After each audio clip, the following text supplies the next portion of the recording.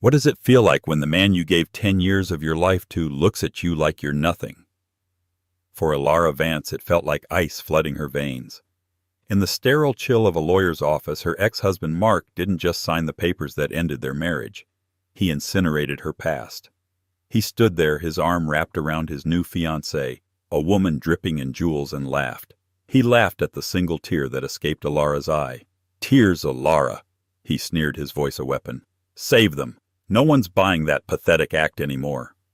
She was broken, alone, and publicly humiliated. Little did he know her tears were about to be valued far higher than he could ever imagine. The signature felt less like an act of finality and more like a betrayal of the hand that wrote it. Alara's fingers, trembling slightly, pressed the pen to the last page of the divorce settlement. The ink, a stark, unforgiving black, sealed the end of a decade. Her decade. 10 years of building a home, supporting a man's dreams, and weaving her own hopes into the fabric of a shared future. Now that fabric was a pile of ash at her feet. They were in the conference room of Mark's lawyer, a place that reeked of expensive leather and smug victories. The glass walls offered a panoramic view of the city, a glittering expanse that suddenly felt alien and hostile. Across the polished mahogany table, Mark Sterling didn't even look at her.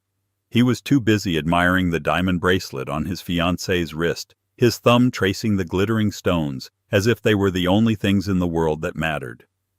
The fiancée was Isabella Croft, daughter of construction magnate Alistair Croft. She was everything Alara wasn't, or rather everything Mark had decided Alara wasn't anymore. Isabella was sharp angles and cold beauty, her smile a carefully curated expression that never quite reached her eyes.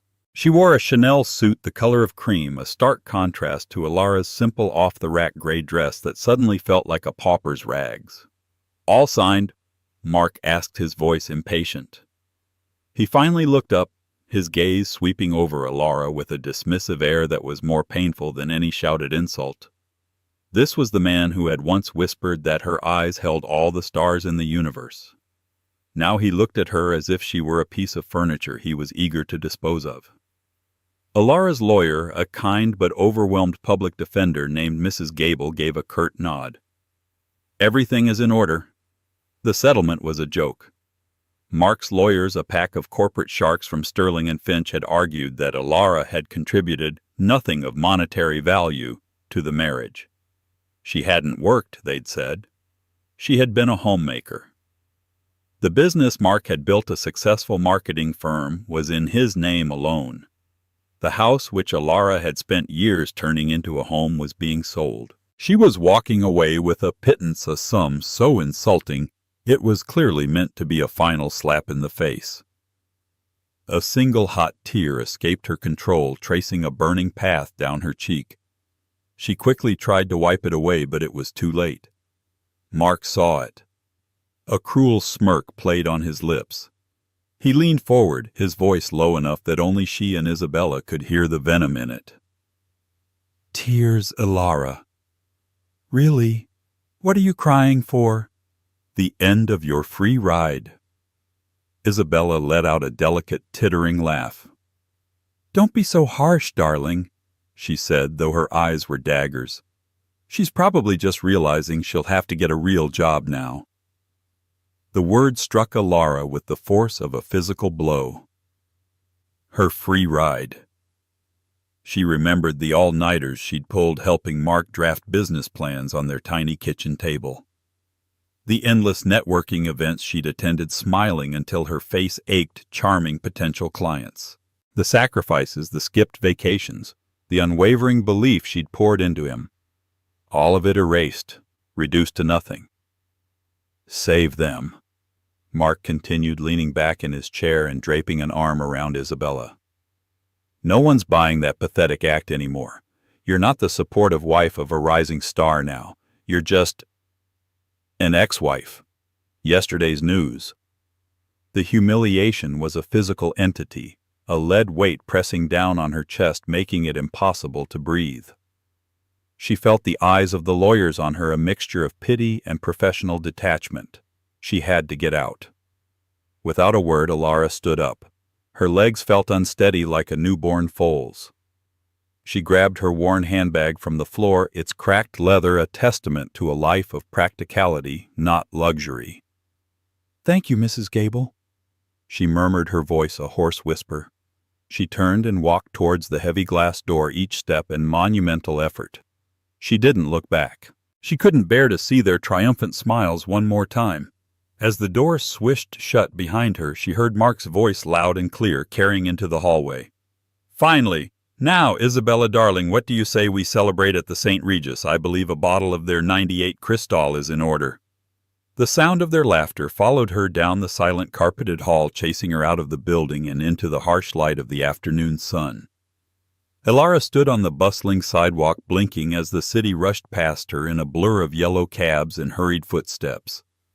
She was invisible, a ghost in a gray dress haunted by the life she had lost. The single tear she'd shed in that room was followed by a silent, shuddering wave of grief. She cried not for the man he was, but for the man she thought he had been, and for the woman she had been when she was with him. That woman was gone now, and Elara had no idea who was supposed to take her place. The first week of her new life was a study in silence. The grand 5-bedroom house she had shared with Mark was replaced by a cramped 1-bedroom apartment in a part of the city she'd only ever driven through with the doors locked. The silence there was different. In the old house, silence had been peaceful, a comfortable quiet shared between two people. Here it was a hollow, ringing void that amplified the sound of her own breathing and the frantic beating of her heart. The walls were thin, painted a sickly shade of beige. She could hear the neighbors' arguments, the blare of their television, the cry of a baby. It was a constant reminder of the lives happening all around her, while hers had ground to a screeching halt. The pittance from the settlement barely covered the deposit and 3 months' rent. After that, she was on her own. For days she did nothing but unpack the few boxes of belongings Mark had allowed her to take. Old photographs felt like relics from another person's life. The woman in them, smiling brightly next to a younger, more hopeful-looking Mark, was a stranger. Elara saw the naivety in her own eyes and felt a bitter pang of regret.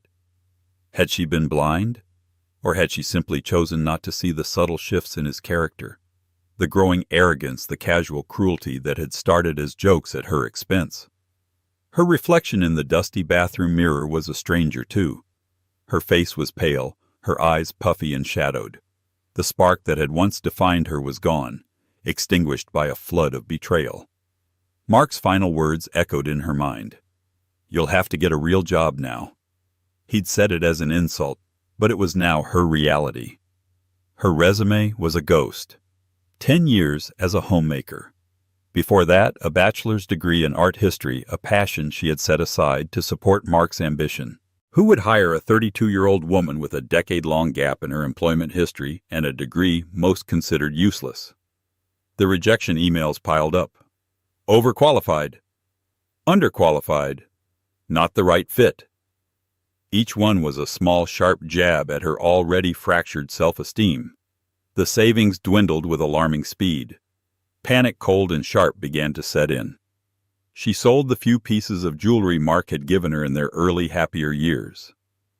The pearl necklace he'd bought her for their first anniversary fetched enough for a month's worth of groceries. The irony was not lost on her.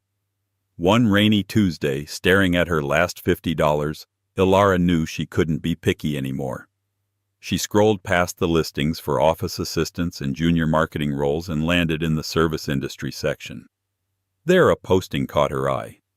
Housekeeping staff full-time, the Apex Tower, competitive hourly wage benefits included. The Apex Tower. It was the most exclusive residential building in the city, a glittering spire of glass and steel that scraped the sky. Its residents were a who's who of the city's elite old money tech billionaires, foreign dignitaries.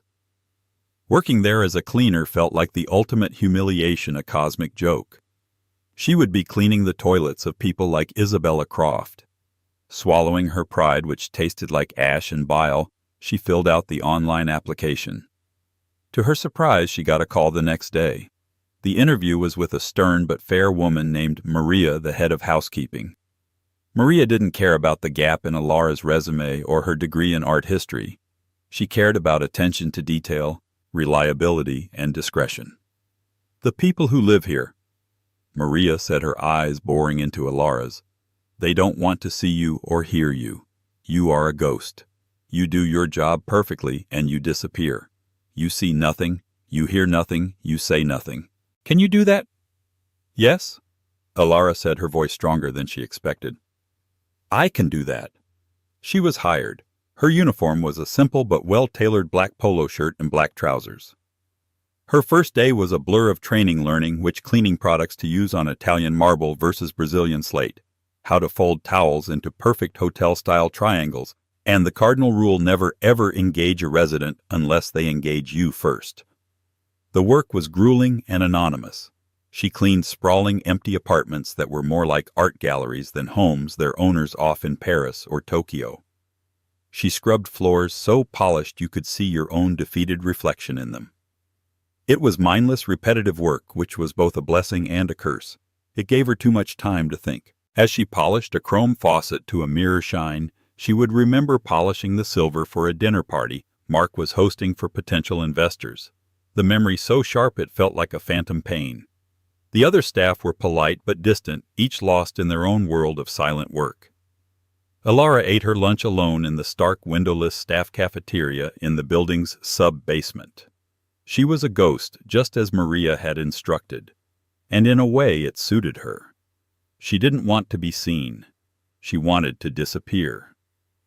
The apex tower, with its hushed corridors and empty, silent homes, was the perfect place for a woman who felt like she no longer existed.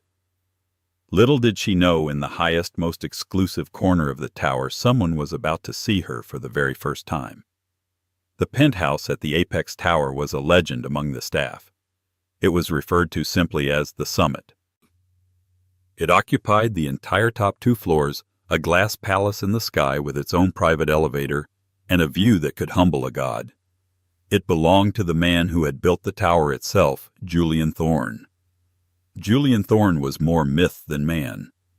The staff whispered stories about him, that he was impossibly demanding, that he fired people for looking at him the wrong way, that he was a recluse who hadn't been seen in public for years.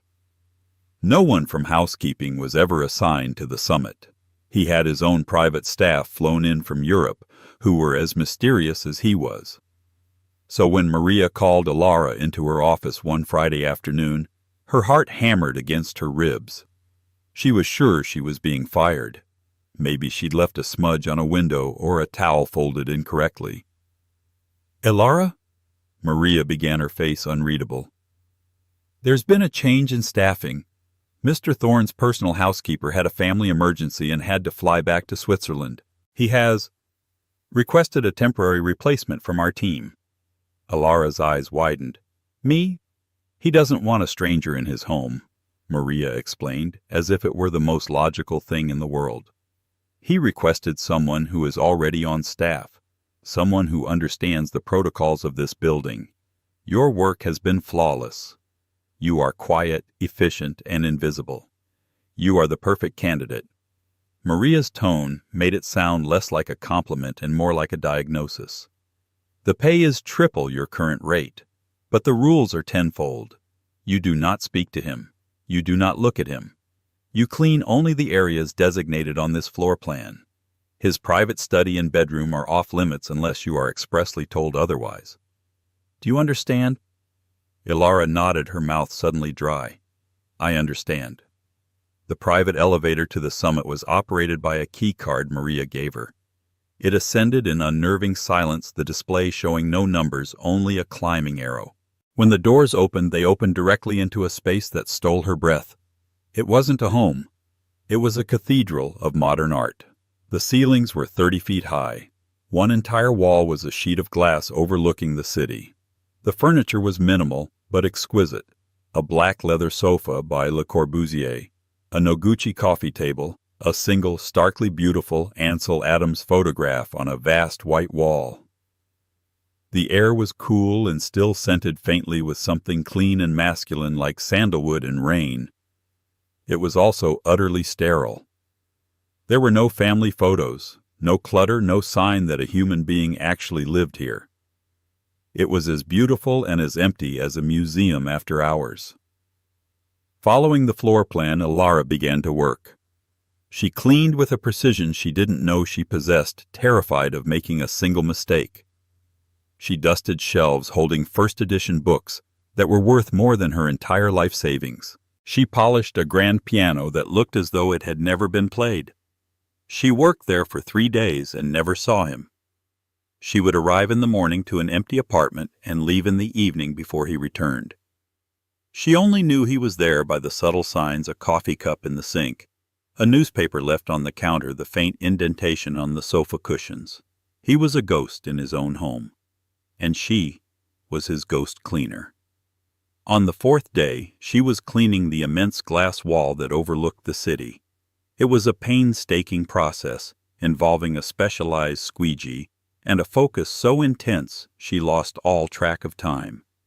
The sun was beginning to set, painting the sky in fiery strokes of orange and purple. It was breathtaking. For the first time in months, Ilara felt a flicker of something other than grief or anxiety. She felt a moment of peace. "It's called the golden hour." The voice, a deep, quiet baritone, came from directly behind her. Ilara gasped and spun around so fast she dropped her cleaning cloth. Leaning against the doorframe of a room she hadn't realized was there stood Julian Thorne. He was nothing like the monster the staff's whispers had created. He was tall and lean, dressed in a simple dark gray sweater and black trousers. His hair was dark, his features sharp and defined, but it was his eyes that held her captive. They were the color of storm clouds, intelligent and piercing, and they were fixed on her with an unnerving intensity. They were also filled with a profound, soul-deep weariness. I'm so sorry, sir." Ilara stammered, her face flushing with heat as she bent to retrieve the cloth. "I didn't hear you. I was just looking at the view," he finished for her, his voice calm. He didn't seem angry. He seemed observant. He walked slowly into the room, his movements graceful and deliberate. "Most people who work for me are too afraid to look up." He stopped a few feet away from her, his gaze shifting from her face to the sunset. "My father was a photographer. He always said this was the only time of day the world tells the truth. The light is too soft to hide the flaws and too beautiful to care about them." Ilara was speechless. This man, this myth, was talking to her. About art. About his father. She remembered Maria's warning: "You do not speak to him. You do not look at him." She had already broken both rules. She kept her eyes fixed on the floor, her heart thumping a frantic rhythm. "I will get back to my work, sir. I apologize for the interruption." She expected him to dismiss her, to walk away. Instead he said, "What is your name?" She hesitated for a fraction of a second. "Ilara, sir. Ilara Vance." "Ilara." He repeated the name, sounding strange and new in his voice. He was silent for a long moment, simply watching the last embers of the sun die out behind the skyline. "You have a smudge on the upper pane. There." He didn't point. He simply looked at a spot high above their heads. Ilara followed his gaze and saw it, a tiny, barely perceptible streak she had missed. Humiliation washed over her. Of course, he was testing her. The moment of connection was an illusion. He was just a demanding employer, and she was just the help. "I'll take care of it immediately, sir," she said, her voice turning cold and professional. She turned her back on him and retrieved her tools, her hands shaking slightly. She didn't see the look on his face as she did so. A flicker of something that wasn't anger or disappointment, but something closer to curiosity. The ghost in the penthouse had finally seen her, and in his cold, empty world even the smallest, most unexpected presence could cause a ripple. The encounter left Ilara deeply unsettled. Julian Thorne was no longer a myth. He was a man of unnerving perception and quiet melancholy. For the rest of the week, she worked with a heightened sense of awareness, constantly feeling as if his storm-gray eyes were watching her even when he wasn't there. The silence of the penthouse now felt charged, expectant. She began to notice things she hadn't before. Not just the expensive art and first edition books, but the subtle clues about the man who lived there. On his vast empty kitchen island amongst the architectural magazines and financial reports was a well-worn copy of Meditations by Marcus Aurelius, its pages filled with handwritten notes in the margins. In a corner of the living room, almost hidden behind a speaker, was a framed photograph turned away from view. Her curiosity gnawed at her, but she remembered Maria's warnings and her own precarious position. She was a ghost. She was invisible. She forced herself to focus on her work on making every surface gleam, every line perfect. One afternoon she was tasked with cleaning the formal dining room, a cavernous space dominated by a long obsidian table that could seat 20. The room was clearly never used. As she was carefully dusting the table's surface, she noticed a portfolio case left behind slightly open. It wasn't his usual leather briefcase. This one was older, made of canvas, and a few papers had slipped out. Her training screamed at her to ignore it, to clean around it and pretend it didn't exist. But one of the pages that had slid out was a blueprint, and something about it caught her art history-trained eye. It was for a building, but it was unlike the cold corporate monoliths Julian's company Ethelridge Holdings was famous for. This design was different. It was elegant, fluid, and designed to integrate with nature. It was for a children's hospital. Beneath the blueprint was a project proposal. Her eyes scanned the first paragraph before she could stop them. The project was named the CT, Memorial Children's Wing. It spoke of creating a space for healing that didn't feel like a hospital, a place of light and hope for the city's sickest children. It was a philanthropic endeavor funded entirely by a private trust, Julian Thorne's trust. The portfolio was full of them plans for public parks, art scholarships, homeless shelters. This was a side of the ruthless billionaire the world knew nothing about. This was the man behind the myth. Suddenly, a sound from the main living area made her jump. The private elevator had arrived. Julian was home early. Panic seized her. She quickly tried to slide the papers back into the portfolio, but her fumbling fingers betrayed her. In her haste, she knocked over a heavy silver pen that had been lying next to the case. It rolled off the table and clattered onto the polished concrete floor with a sound that seemed to echo like a gunshot in the silent room. She froze, her heart leaping into her throat. Footsteps approached, measured and unhurried. Julian Thorne appeared in the doorway, his tie loosened, his jacket slung over one shoulder. He looked tired. His eyes went from her terrified face to the portfolio on the table, to the pen on the floor. Ilara braced for the inevitable. For the cold dismissal, the call to Maria, the end of the only job she had. "Mr. Thorne, I am so sorry. I was cleaning, and I knocked this. I didn't mean to look." Her voice was a desperate, trembling whisper. He said nothing for a long moment. He walked over, picked up the pen, and placed it calmly back on the table. He then looked at the blueprints she had been staring at. His expression was unreadable, a mask of stone. "This wing," he said, his voice quiet but laced with an edge of steel. "It is named after my sister, Chloe Thorne. She passed away when she was 7. The confession hung in the air between them, raw and unexpected. Ilara felt the professional barrier between them dissolve, replaced by a moment of profound and painful human connection. She saw him not as her boss, the billionaire titan, but as a man carrying an immense hidden grief. Her own loss was so fresh, so raw, that she recognized the shape of his. Without thinking, without considering the consequences, she spoke from the heart. "My father was an architect," she said softly. "He always said that a building wasn't just stone and glass. He said it was a home for a memory, a place to keep something precious safe." She looked from the blueprints to his face. "It's a beautiful home for her memory." The stony mask on Julian's face flickered. For a split second she saw something in his eyes. Surprise, vulnerability, perhaps even gratitude. He had expected an apology, an excuse. He had not expected to be understood. He slowly closed the portfolio, his movements deliberate. "What did you say your degree was in, Mrs. Vance?" "Art history, sir," she replied, confused by the question. "I see," he said. He looked at her, then truly looked at her, and for the first time his gaze wasn't weary or piercing, it was contemplative.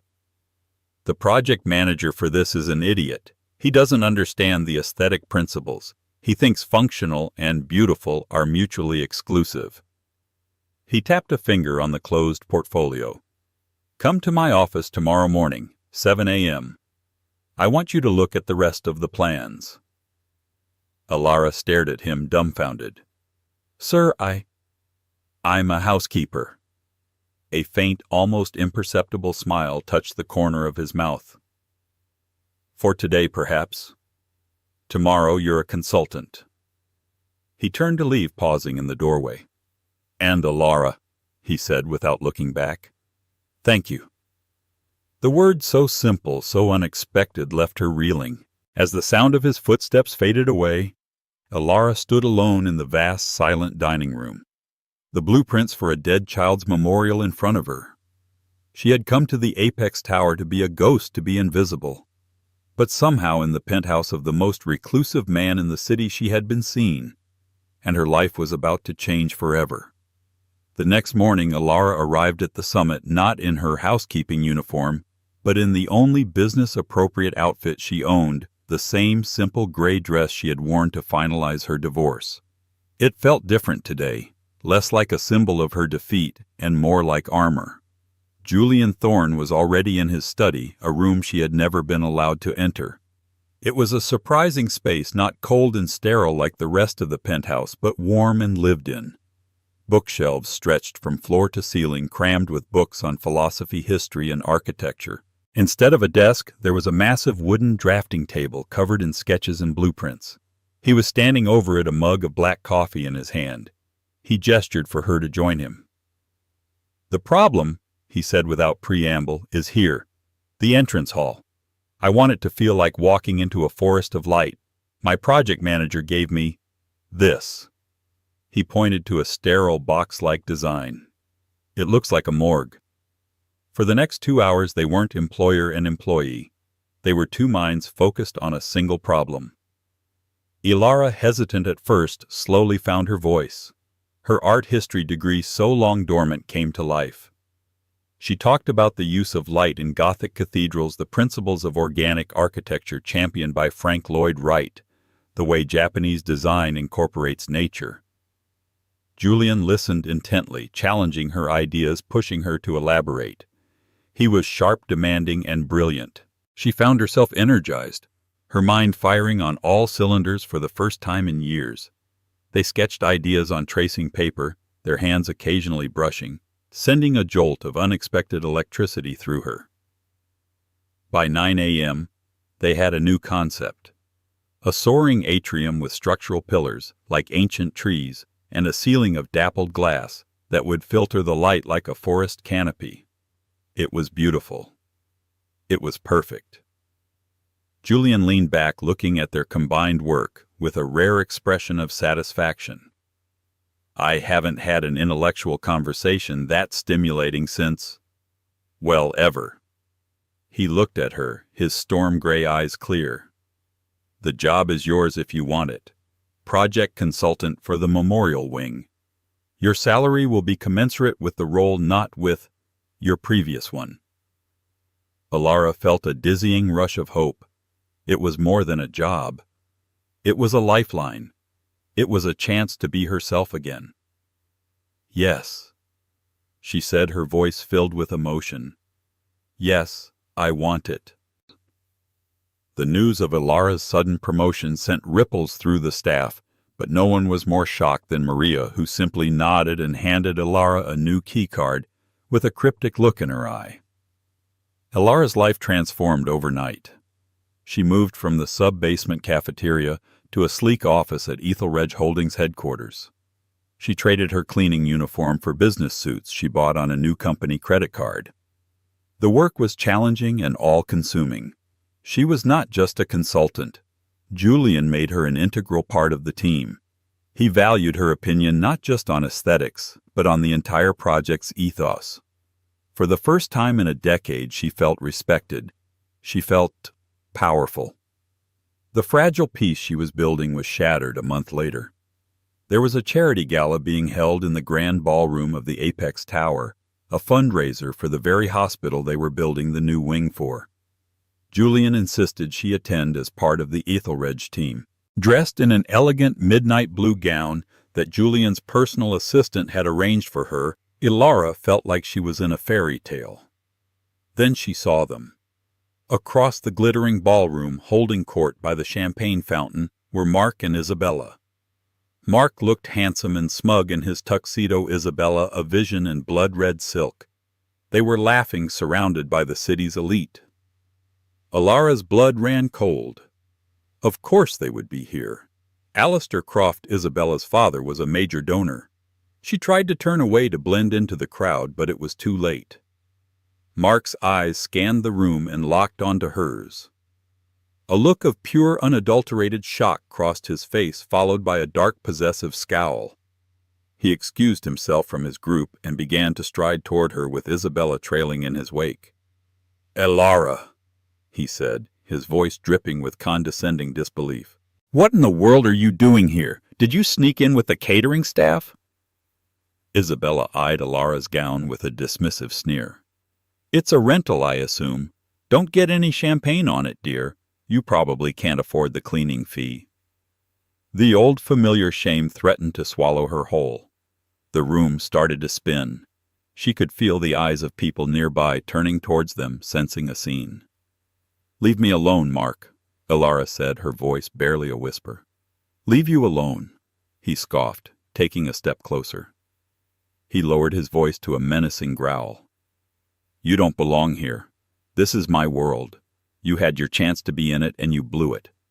Now you're scrubbing floors. Go back to your mop and bucket where you belong before you embarrass yourself further." He reached out his hand, closing around her arm, his grip surprisingly strong. "Come on. I'll have security escort you out the service entrance. Take your hand off her." The voice was quiet, but it cut through the ballroom's chatter like a shard of ice. Julian Thorne had appeared beside them, seemingly out of nowhere. His presence was electric. The air around them crackled with tension. People stopped talking and stared openly. Mark's hand dropped from Ilara's arm as if it had been burned.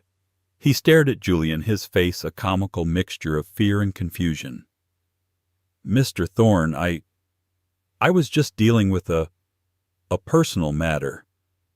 This woman used to be my—" "She is my consultant," Julian stated, his voice flat and cold. "And she is my guest. You, on the other hand, are harassing her. And in my building, no less." Julian's gaze shifted to Mark's, and the temperature seemed to drop 10 degrees. "So I suggest you and your companion," he said, giving Isabella a look of utter disdain, "return to your table before I have you escorted out." The threat was unspoken but crystal clear. To be thrown out of an event by Julian Thorne would be social and professional suicide. Mark paled, his arrogance evaporating in an instant. He stammered a pathetic apology and practically dragged a fuming Isabella away. The crowd began to murmur, their gazes shifting from the retreating couple to Ilara, now standing beside the most powerful man in the room. Julian turned to her, his expression softening slightly. "Are you all right?" he asked. Ilara could only nod, her throat tight with a mixture of shock, humiliation, and a powerful surge of gratitude. He had not just defended her, he had claimed her. He had stood in the shadow of her ex-husband's cruelty and pulled her into the light. "He won't bother you again." Julian said, his voice a firm promise. He then gently offered her his arm. "Now, if you'll permit me, I believe there are some people I'd like my consultant to meet." As Ilara placed her trembling hand on his arm and allowed him to lead her through the parted crowd, she knew Mark was watching. She could feel his hateful glare on her back. But for the first time, it didn't make her feel small. It made her feel strong. The shadow of her past was still there, but it no longer had the power to consume her. The gala incident was a turning point. Julian's public defense of Ilara solidified her new identity. She was no longer Ilara Vance, the disgraced ex-wife, or Ilara, the invisible housekeeper. She was Ilara Vance, Julian Thorne's project consultant, a woman who had the billionaire's personal protection. The whispers in the office changed from gossip to respect. Her relationship with Julian deepened, though it remained strictly professional on the surface. They spent long hours together, not just on the hospital wing, but on other Ethelred projects. He discovered her keen eye for detail and her surprisingly sharp business instincts, honed by years of quietly observing Mark's own dealings. He began to trust her implicitly, giving her more responsibility, pulling her deeper into the intricate web of his empire. Ilara found herself in a gilded cage, but a cage of her own choosing. Her life was a whirlwind of boardrooms, architectural firms, and site visits. She had a new, beautiful apartment paid for by the company in a building overlooking the park. She had a wardrobe of designer clothes and a driver on call.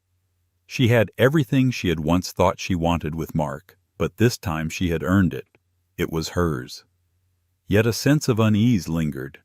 The confrontation with Mark had stirred something ugly. She couldn't shake the feeling that his appearance at the gala wasn't a coincidence, and the venom in his eyes seemed to be about more than just a bruised ego. Her new role gave her access to the highest levels of Ethelred Holdings's files. One evening, working late on a zoning proposal, she stumbled upon a file related to a hostile takeover attempt that Ethelred had thwarted 2 years prior. The rival company was Croft Construction, owned by Alistair Croft, Isabella's father. A chill snaked down her spine. It was a vicious corporate battle. Croft had tried to acquire a smaller tech firm that Ethelred was also bidding on, using underhanded tactics and spreading false rumors to drive down Ethelred's stock price. Julian had ultimately won, but the file detailed the animosity between the two titans. They were not just competitors, they were enemies. Why would Mark, a man obsessed with power and status, align himself with the family of his new wife when that family was a sworn enemy of a man like Julian Thorne? It didn't make sense. Unless Mark wasn't the one in control. Ilara started digging deeper, using her access to cross-reference timelines and financial records. A disturbing pattern began to emerge. Mark's marketing firm, which had been moderately successful when she was with him, had seen an explosive, almost unnatural growth in the past year.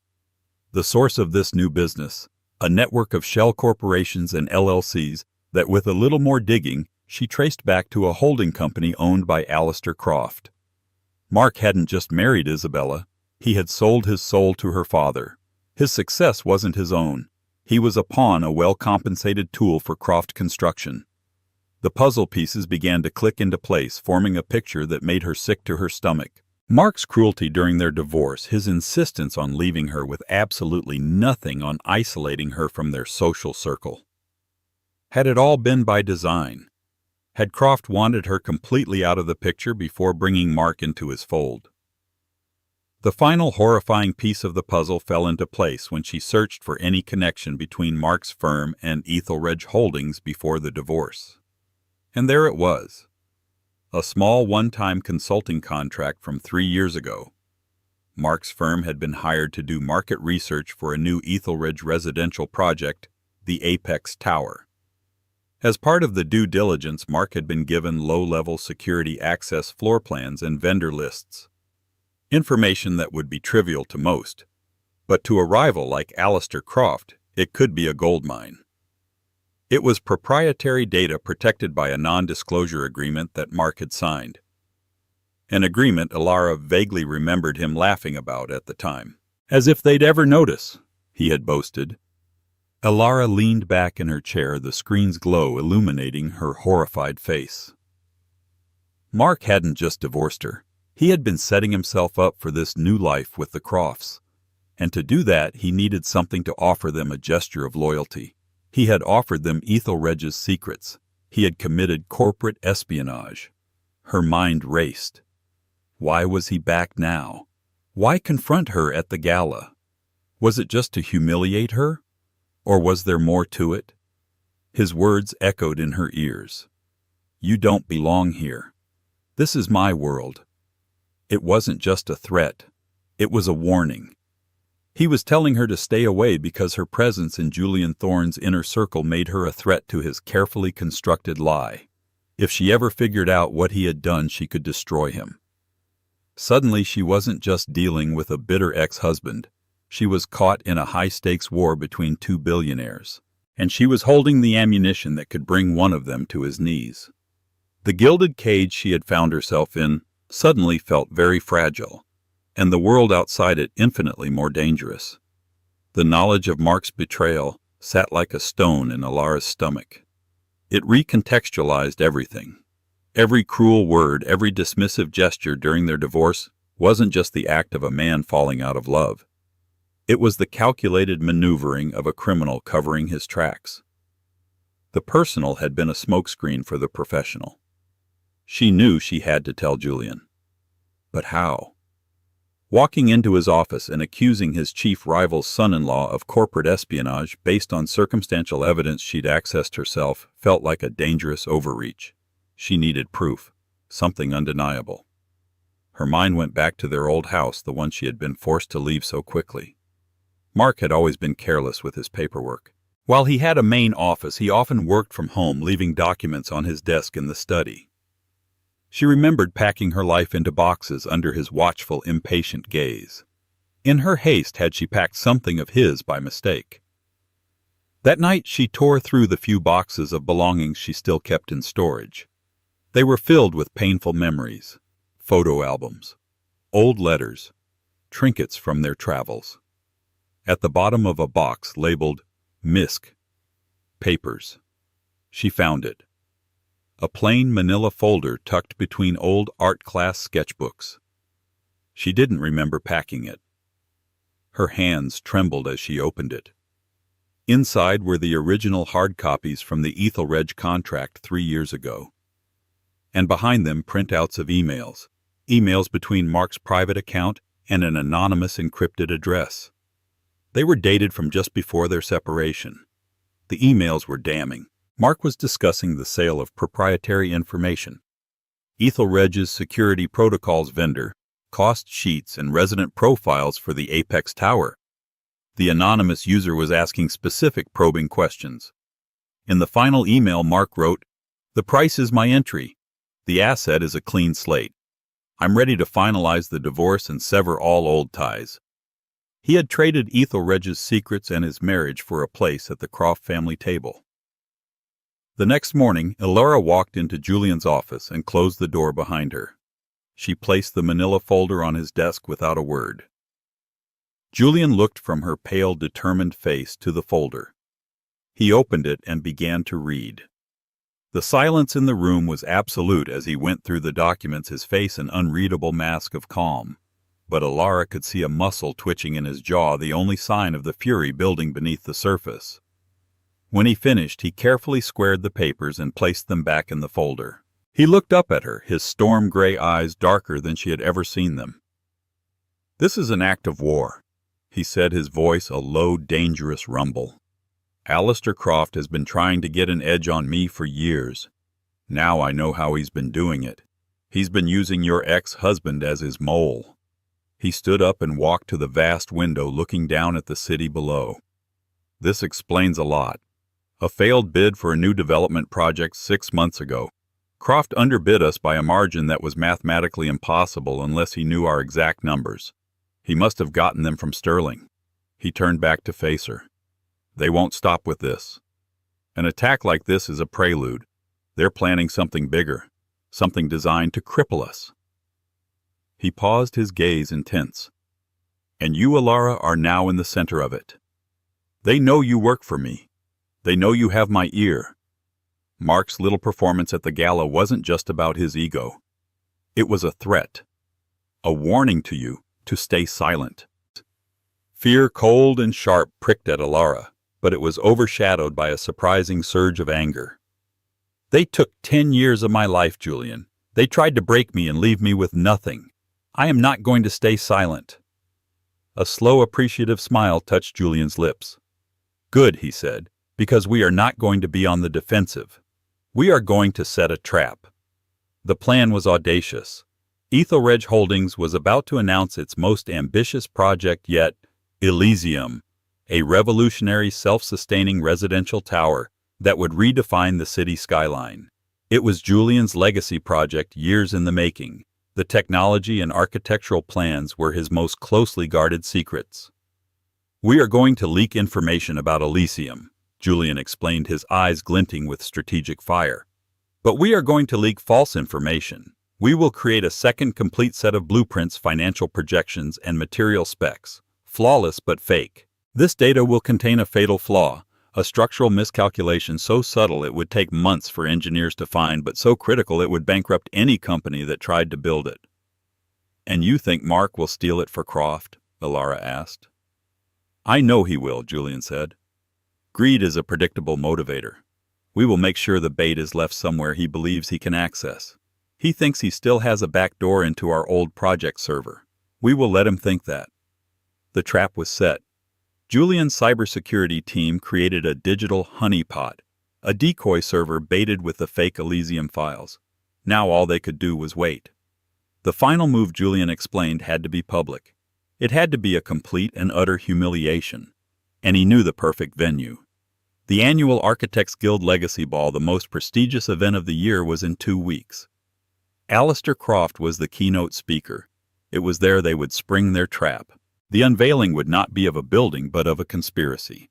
The night of the Architects Guild Legacy Ball was electric with anticipation. The city's most powerful players filled the grand hall of the museum, a sea of tuxedos and couture gowns. Alara stood beside Julian, her heart a frantic drum against her ribs. She wore a stunning silver gown, a stark contrast to the gray dress she had once worn as a badge of her ruin. Tonight she felt like a warrior. They had received confirmation just an hour ago. The bait had been taken. The decoy server had been breached from an IP address traced back to one of Mark's shell companies. He had stolen the fake plans. The trap was set.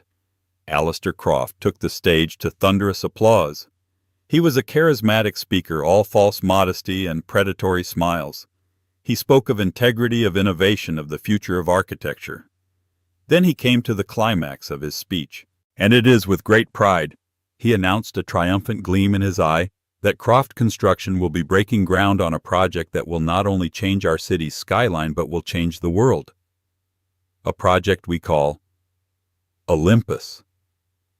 On the massive screen behind him, a 3D rendering began to play. It was Julian's Elysium project, the fake one. The hall erupted in gasps and murmurs. It was a brazen, shocking move. Croft was not just stealing a project.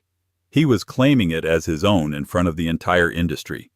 He was trying to publicly humiliate Julian Thorne. Alara felt Julian's hand gently touch the small of her back, a silent signal. Now. "A fascinating design, Mr. Croft."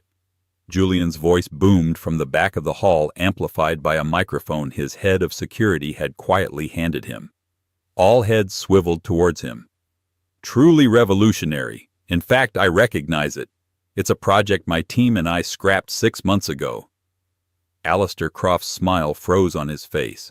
I don't know what you're talking about, Thorne. This is the work of my innovation team." "Is it?" Julian replied, starting to walk slowly down the center aisle, Alara by his side. "Because my team scrapped it when our engineers discovered a fatal flaw in the load-bearing calculations of the primary support structure. A flaw that, according to our models, would cause catastrophic structural failure within 5 years of construction. It's a death trap, a bankrupting, reputation-destroying death trap." Panic flashed in Croft's eyes. Mark and Isabella, standing near the stage, looked horrified.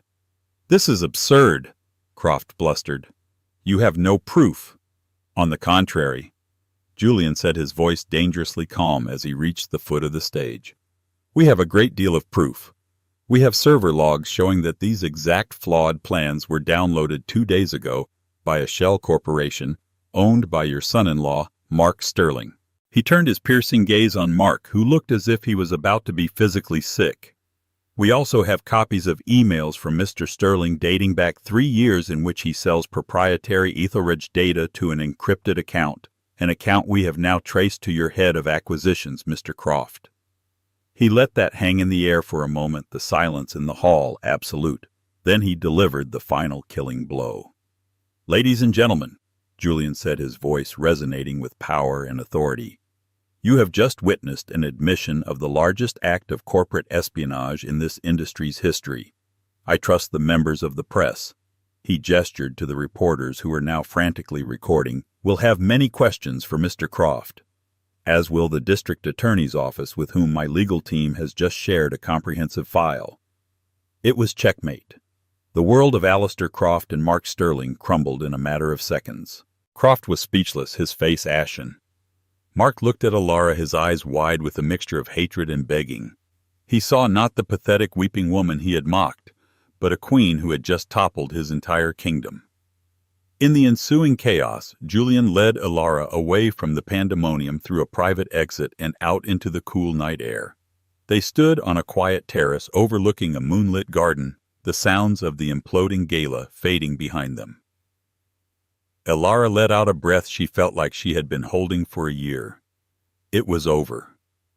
The weight of the past, the humiliation, the betrayal, it all lifted, dissipating into the night sky. A single tear slid down her cheek. But this tear was different. It wasn't a tear of pain or sorrow. It was a tear of release, of victory, of a grief finally laid to rest. Julian saw it. He didn't mock it. He didn't question it. He simply reached into his pocket. He didn't pull out a handkerchief. He pulled out a small velvet box. He opened it. Inside, nestled on a bed of black silk, was a diamond ring.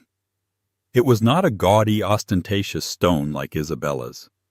It was an elegant, flawless, emerald-cut diamond that seemed to hold all the light of the moon within it. Mark Sterling mocked your tears because he never understood their value. Julian said, his voice soft, his storm-gray eyes filled with a deep, unwavering tenderness. He saw them as a weakness. I see them as a sign of the strength it took to survive him. He took the ring from the box. He gently took her hand, and with his thumb he caught the single tear on her cheek. Then he brought her hand to his lips before sliding the diamond ring onto her finger. "Let me be the one to wipe them away from now on, Alara," he whispered. "Not with pity, but with a promise that you will never have to shed a tear of sorrow again. A promise to build a new world with you, one based on truth and respect. As my partner, as my equal, as my wife." Alara looked from the breathtaking diamond on her finger to the incredible man before her. He hadn't saved her. He had given her the tools to save herself. And in doing so, he had shown her what it truly meant to be valued, to be seen, to be loved. "Yes," she whispered, her voice choked with a joy so profound it left no room for tears. "Yes." And so Alara's story comes to a close, but her life was just beginning. She went from being an ex-wife dismissed and discarded to a woman who brought an empire of deceit to its knees. Her journey wasn't just about finding love with a billionaire. It was about rediscovering her own worth, a worth that was always there, just waiting to be seen. Her tears of sorrow, once a source of mockery, were transformed into jewels of triumph. This story reminds us that our lowest moments can be the foundation for our greatest comebacks, and that the right person won't just see our scars, they will understand the strength it took to get them. What did you think of Alara's incredible transformation? Could you feel the sting of Mark's betrayal and the thrill of her ultimate victory? Let me know in the comments below what your favorite part of the story was. If you enjoyed this journey of revenge and romance, please don't forget to hit that like button, share this video with someone who loves a good story, and most importantly, subscribe to the channel for more tales of love loss and ultimate triumph. Click that notification bell so you never miss an update. Thank you for listening. Pregnant wife begged millionaire to believe her mistress faked a baby and took everything. A heart-wrenching betrayal, a desperate plea for trust, and a twisted scheme that defies belief. This is the story of how one woman's worst nightmare came true. In an opulent world of private jets and seaside mansions, love and deception run wild. A pregnant wife, clinging to hope in the face of unimaginable betrayal. a flamboyant millionaire torn between loyalty and seduction, and a cunning mistress with an audacious plan to fake a baby and seize everything. Brace yourselves for a real-life drama that will leave you breathless. Welcome to a tale of heartbreak and shocking twists, where the truth will only be revealed when it's almost too late. Anastasia Delgado wasn't born into wealth. She was a simple girl from a small town in Idaho, raised on family values of honesty, compassion, and diligence. Her father, Robert Delgado, worked long hours at the local lumber mill, while her mother, Linda Delgado, often juggled multiple part-time jobs just to keep food on the table. Growing up, Anastasia learned the importance of perseverance. She dreamed of a life that extended beyond the acres of farmland surrounding her. Her path crossed with William Will Harrington at a charity gala in Manhattan when she was 22. She had saved up for a bus ticket to New York, determined to chase her dream of becoming a fashion designer. Fate had other ideas for her that night. Dressed in a borrowed gown, hair pinned up in a simple chignon, Anastasia slipped unnoticed through the grand lobby of the Harrington Hotel, the flagship property owned by the illustrious Harrington family. The building was a testament to old money luxury, all marble floors and sparkling chandeliers.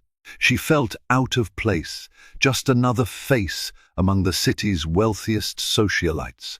Will Harrington spotted her from across the room, tall, with a slight stoop to his shoulders that only added to his quiet confidence. Will was something of an anomaly. He wasn't the brash, cigar-smoking playboy one might imagine of a millionaire heir. Instead, he was known for his philanthropic endeavors. At the age of 35, he managed the Harrington empire with the help of a talented board of executives. He specialized in high-end real estate, bridging heritage preservation with modern luxury developments across the country. When he saw Anastasia scanning the intricate murals on the walls, eyes shining with innocent wonder, he introduced himself. The two clicked almost instantly. Anastasia was impressed by Will's approachability.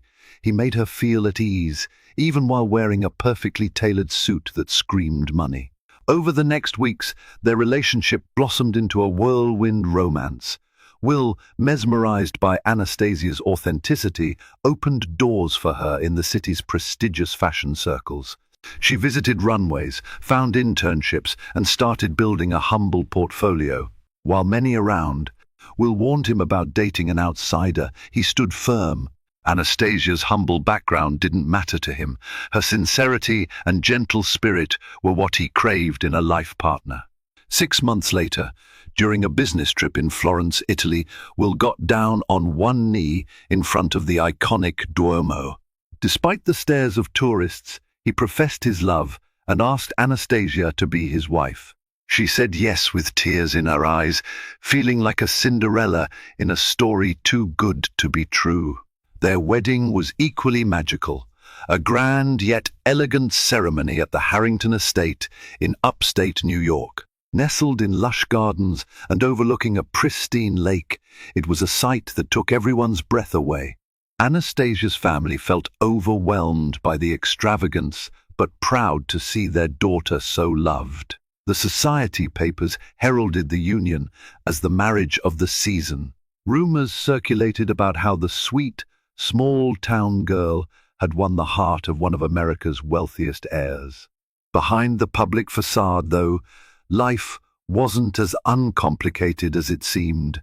Will's extended family cast suspicious eyes on Anastasia. They worried she was a gold digger. Some labeled her an opportunist, someone who had strayed into the limelight on the coattails of a benevolent millionaire. These whispers would come to haunt Anastasia, casting dark shadows on her marriage. Yet, in the early days, their love story sparkled with genuine affection. They traveled the world together, from the beaches of Bali to the historic temples of Kyoto. Will took on fewer business trips, preferring to spend more time with his new wife. Anastasia discovered a niche in sustainable fashion. She slowly began to craft her own clothing line from organic fabrics, with Will proudly championing her designs at local showcases. Though they were seemingly perfect for each other, no marriage is immune to strain. Over time, Will's responsibilities grew, demanding his presence at every corner of his vast business empire. Meanwhile, Anastasia's creative pursuits intensified, with her brand gaining traction faster than she ever anticipated. Slowly but surely, cracks began to form in the foundation of their bliss. Neither anticipated that these cracks would be pried wide open by a cunning stranger, someone who had been watching the Harringtons from a distance, waiting for the perfect moment to strike. Anastasia's first hint that her marriage was on shaky ground came during a Harrington board meeting. She wasn't typically involved in these gatherings, but Will invited her to sit in one afternoon, hoping to glean her fresh perspective on their philanthropic projects. The meeting took place in the intimidating Harrington Tower in Manhattan, a glass monument to the family's wealth, perched high above the city. As Anastasia arrived, an unsettling hush fell. The board members eyed her with thinly veiled skepticism. She noticed a tall, elegant woman among them, tapping her pen impatiently against a leather-bound folder. Her name was Charlotte Mansfield, a newly appointed communications director. With striking features and poised confidence, Charlotte was rumored to be the bright mind behind several successful marketing campaigns. Will sang her praises more than once, crediting her with reinvigorating the Harrington brand after a slump in public sentiment. Throughout the meeting, Charlotte's eyes drifted toward Anastasia. There was no warmth in her gaze, and Anastasia felt as though she were being sized up like a threat, or worse, an uninvited guest in her own husband's realm. Nonetheless, Anastasia tried to contribute. She spoke passionately about the philanthropic arm of Harrington Industries, encouraging the board to focus more on educational programs for underprivileged communities. She cited her own upbringing, referencing how scholarships had paved the way for countless individuals. Her suggestions were met with lukewarm approval, except from Charlotte, who clapped politely but offered a tight-lipped smile afterward. There was a subtle condescension in Charlotte's tone as she said, "That's certainly an interesting perspective, Miss S. Harrington. We'll take it under advisement." Will, eager to dispel any awkwardness, quickly echoed Anastasia's sentiments, praising her for her compassion. But the tension in the room was palpable. On the elevator ride down to the lobby, Anastasia felt uneasy. She questioned whether she truly belonged in Will's corporate universe. She couldn't shake off the image of Charlotte's piercing stare or the way the board members exchanged glances. That night, she confided in Will. He, predictably, assured her that she was overthinking things. They're just not used to having a fresh voice in the boardroom. "Don't take it personally," he said, pulling her close. "Besides, I love that you care enough to give your input. That's why I wanted you there." Anastasia's doubts lingered, yet she found solace in her husband's warm embrace. She remembered how Will had always been her biggest supporter. If his trust in her remained unshaken, she promised herself to trust him in return. But an undercurrent of unease had begun to take hold, one that only deepened as time went on. A few weeks after that board meeting, rumors reached Anastasia's ears about Will frequently working late nights with Charlotte. Although Will traveled for business often, the idea that he spent additional time with this elegant, suspicious woman made Anastasia restless. She tried to push the thoughts aside. Guilt gnawed at her for harboring any jealousy, especially considering Will had never given her a reason to distrust him. But her gut intuition told her something was amiss. One evening, after Will missed dinner for the third time that week, Anastasia decided to pay him a visit at his office. She walked into the top floor just after sunset. The reception area was empty. Dim lights illuminated the hallway. She could hear muffled voices from behind the thick boardroom door. Creeping closer, she recognized Will's voice and Charlotte's, pitched low. She knocked gently and entered. Will looked tired, leaning over a stack of documents. Charlotte was poised at the far end of the table, posture straight, wearing a fitted suit that accentuated her figure. She gave Anastasia an almost triumphant smile. "Darling," Will said, sounding both pleased and surprised. "What are you doing here?" "I thought I'd bring you dinner," Anastasia replied, forcing a smile. She tried to read Will's expression, searching for signs of guilt or discomfort, but he simply appeared overworked. "Oh, that's lovely," Charlotte interjected, stepping closer with a polite nod at the takeout bag in Anastasia's hand. "Mr. Harrington has been going through these documents all day." Anastasia felt the strain in the air. She sensed she'd walked in on something, maybe not a scandalous moment, but a conversation loaded with subtext. Restraining her nerves, she handed Will the food and left after a brief, awkward chat. That night, Will came home late, explaining Charlotte had minute marketing strategies to finalize. He apologized for missing dinner, and Anastasia let it slide. But in the privacy of her thoughts, a small voice warned her that a storm was brewing, whispering that her fairy tale marriage might be unraveling at the seams.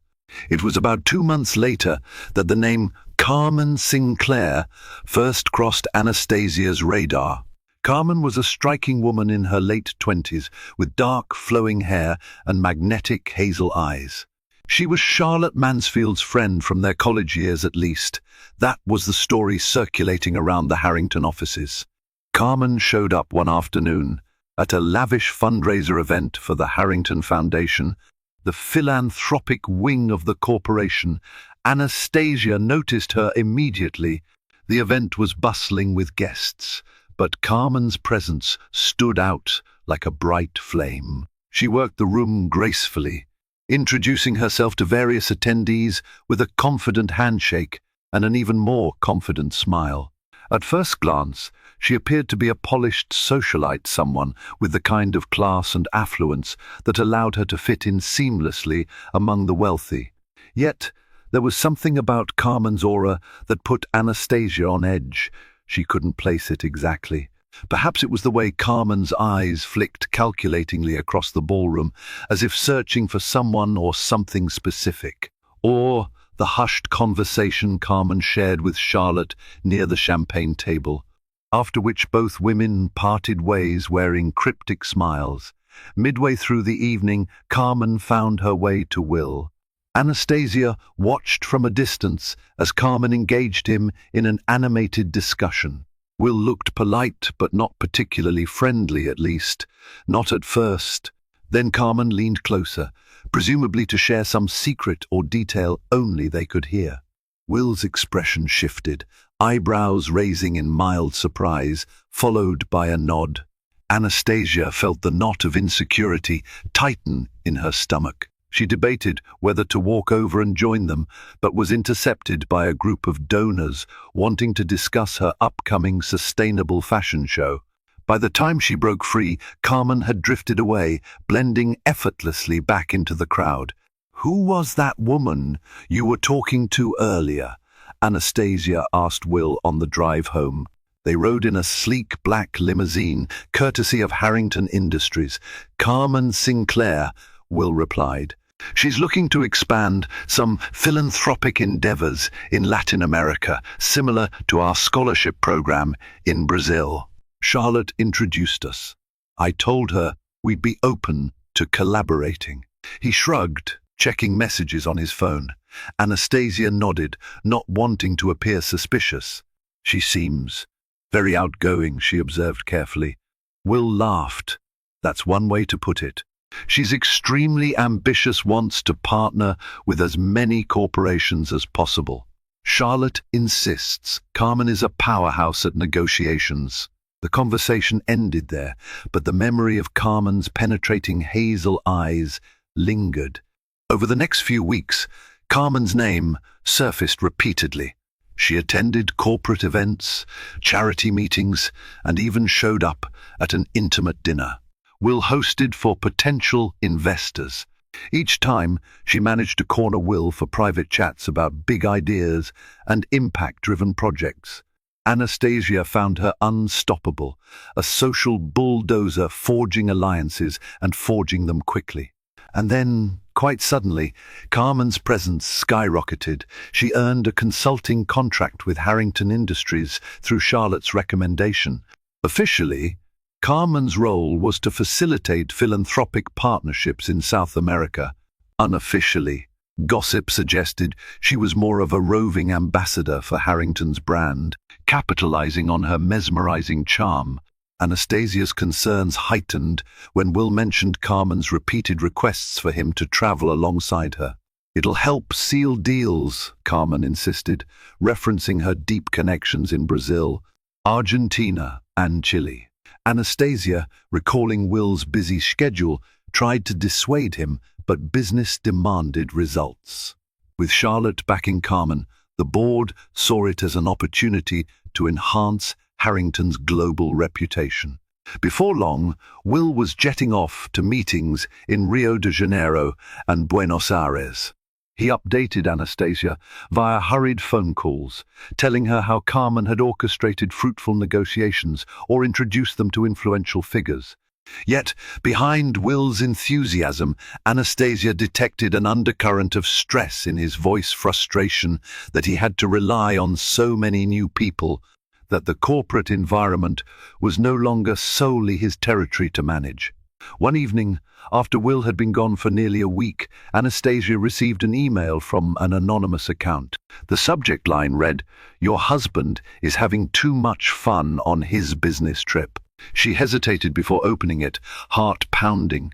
Inside was a photo, grainy, possibly taken with a phone from a distance. But it was clear enough. Will seated at a beachside restaurant, Carmen by his side, leaning into him. He appeared to be laughing, a hand lightly touching Carmen's wrist. Anastasia's blood ran cold. It might have been an innocent moment, but the caption attached read, "This is just the beginning." A wave of nausea rolled through her, mingled with anger. She tried calling Will. It went straight to voicemail. She left a tense message, her voice shaking. In the hours that followed, she paced the penthouse, waiting for a call back. Sleep was impossible. The seeds of doubt had been planted, and with each tick of the clock, they took firmer root in her mind. Yet she couldn't leap to conclusions, not without tangible proof. At 3 a.m., her phone buzzed. A text from Will read, "In a meeting, everything okay?" She didn't know how to respond. Instead of replying, she tossed and turned until dawn, replaying the photo in her mind. She told herself there might be a rational explanation, but the illusions of a perfect marriage were being eroded by the relentless tide of suspicion, and Carmen Sinclair seemed determined to be at the center of it all. Will returned from his trip 2 days later, surprising Anastasia early in the morning. She had just finished her yoga routine on their penthouse balcony when he walked in, suitcases in hand. He looked exhausted, eyes ringed with fatigue. "Hey," he greeted, setting down his luggage before embracing her. "I've missed you." Anastasia tried to gauge his sincerity. His hug felt warm, and for a moment she allowed herself to relax into his arms. Yet the memory of that incriminating photo lurked. They sat down to a late breakfast. "Over coffee," she finally confronted him. "I got an email with a picture of you and Carmen at a beachside restaurant. You were close. It felt odd. Is there anything you want to tell me?" Will exhaled sharply, rubbing the bridge of his nose. "Carmen and I had lunch with a local investor on the beach. Maybe the angle of the photo made it look more intimate than it was. I promise nothing untoward happened." Anastasia studied him. His explanation sounded plausible, but she wasn't entirely convinced. "Will," she began softly, "I need to know if there's anything going on, if you're under pressure, or if there's something you can't share with me. Just say it. Don't let me find out from someone else. He reached across the table to hold her hands, his gaze steady. I swear, there's nothing else. Carmen's pushy, that's true, but it's all about business. I'm sorry you got that photo in such a malicious way. It's clearly someone trying to stir trouble. Anastasia wanted so desperately to believe him. She nodded, letting the matter rest for the moment. Over the next few weeks, life moved in a strange pattern. Will continued his travels, though he tried to reassure Anastasia with frequent calls and updates. Carmen's name was no longer a daily feature of their conversations. Perhaps Will sensed her discomfort and pulled back from mentioning his collaborator too often. Anastasia focused on her growing fashion line. She threw herself into sketches, sample fittings, and marketing campaigns, determined to achieve a breakthrough. She managed a successful show in downtown Manhattan, receiving positive reviews. On the surface, things appeared to be stabilizing. Yet, as if guided by fate, a new blow soon shattered that sense of calm. It happened one chilly morning when Anastasia, feeling unusually lethargic, decided to take a home pregnancy test. She'd been tracking her cycle meticulously, and it was days late. With her heart pounding in both excitement and fear, she stared at the little indicator, breath catching when the pink lines emerged.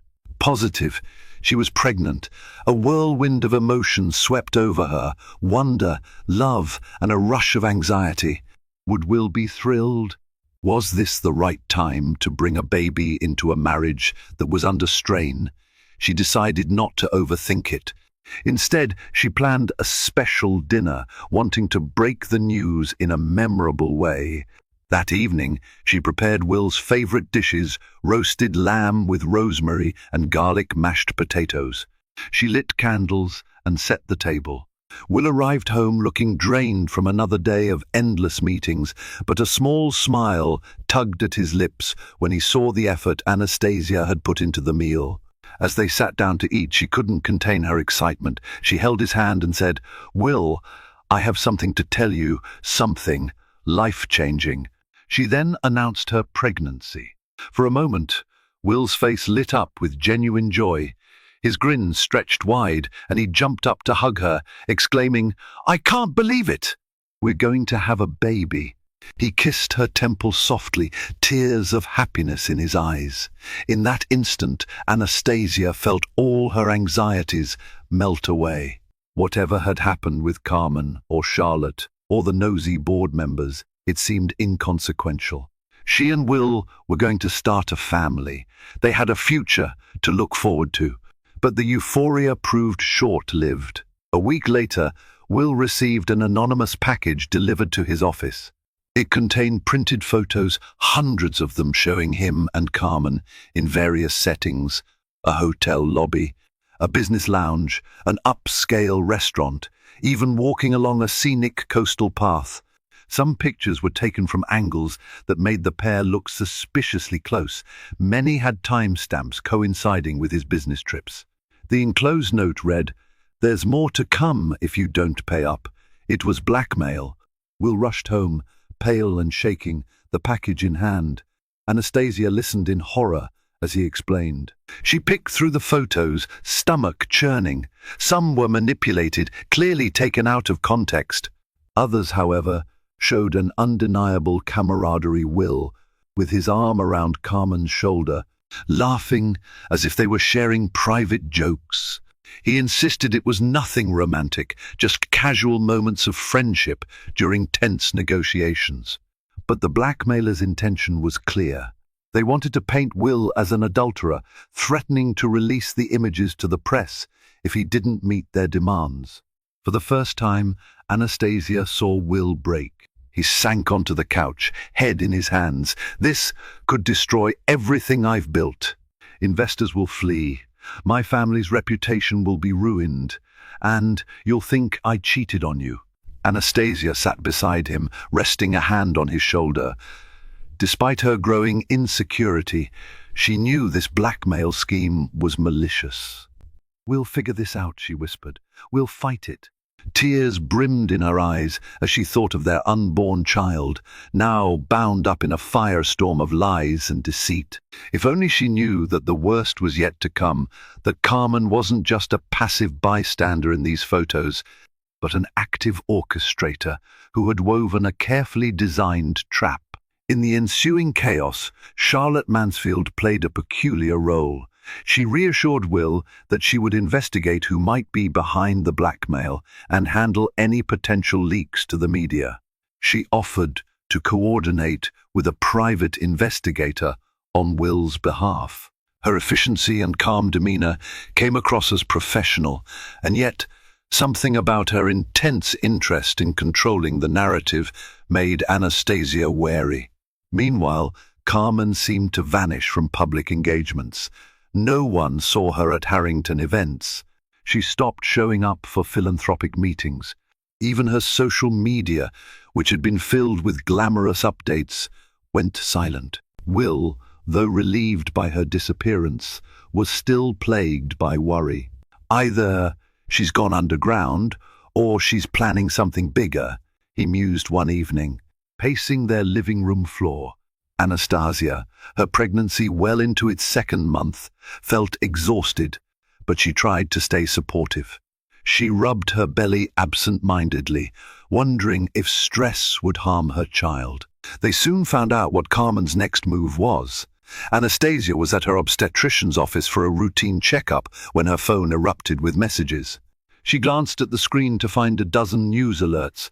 Her heart hammered as she tapped one headline: "Millionaire Will Harrington's secret mistress claims she's pregnant." Her vision blurred. She scrolled through the article. It claimed that Carmen Sinclair had come forward alleging she was carrying Will Harrington's child. Anonymous sources confirmed that she was already 2 months along. The article painted Carmen as a victim, someone who had tried to extricate herself from a fling when she realized he was a married man, but who now faced a pregnancy she hadn't planned. The piece dripped with sensationalism, describing a sob story about Carmen being abandoned and left to fend for herself. Anastasia's chest tightened. She reread the lines, hoping it was some grotesque hoax, but the media outlets were running with it, fueled by the blackmail photos that suggested an affair. She nearly dropped her phone as the nurse called her name. Somehow, she made it through the appointment, tears burning behind her eyelids. Afterward, she rushed home to find Will already surrounded by frantic calls from advisors, PR teams, and board members demanding answers. The Harrington brand was on the brink of scandal, and the stock market was reacting. "What is this?" Anastasia asked, voice trembling. Will wore the expression of a man cornered by the world. "I don't know," he said, raking a hand through his hair. "Carmen is lying. I never slept with her. I swear it.